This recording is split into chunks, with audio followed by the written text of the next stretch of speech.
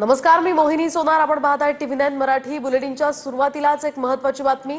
अत्याचारांच्या घटनांमध्ये 100 पैकी 100 केसेसमध्ये हिंदू महिला पीडित असतात असं संग्राम जगताप म्हणालेत आणि त्या 100 पैकी 100 केसमधील आरोपी हे जिहादीच असतात असंही वादग्रस्त वक्तव्य संग्राम जगतापांनी केलंय. तर संग्राम जगताप येत्या काळात भाजपमध्ये प्रवेश करतील असं रोहित पवारांनी म्हटलंय.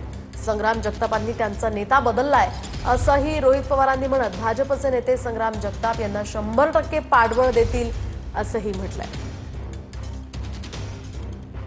पण शेवटी कायद्यामध्ये असं आहे की कुठलीही महिला जी काही पीडित असेल तिचं नाव कुठं दिलं जात नाही, तिची जात कुठली दिलं नाही, तिचा पंथ कुठला दिला जात नाही, तिचा धर्म कुठला दिला जात नाही.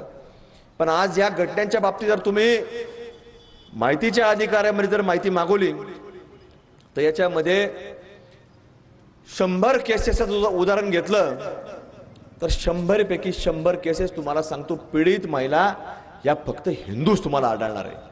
आणि 100 केसेस मधले आरोपी जर तुम्ही पाहिले तर 100 मधले 100 आरोपी हे तुम्हाला जिहादीच आढळणार आहेत. दुसरा कोणीच माणूस याच्यामध्ये तुम्हाला आढळू शकत नाही.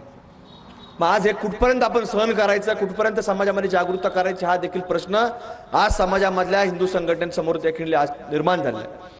29ला संग्राम जगताप हे दादांच्या पक्षातून लढतील असं मला वाटत नाही.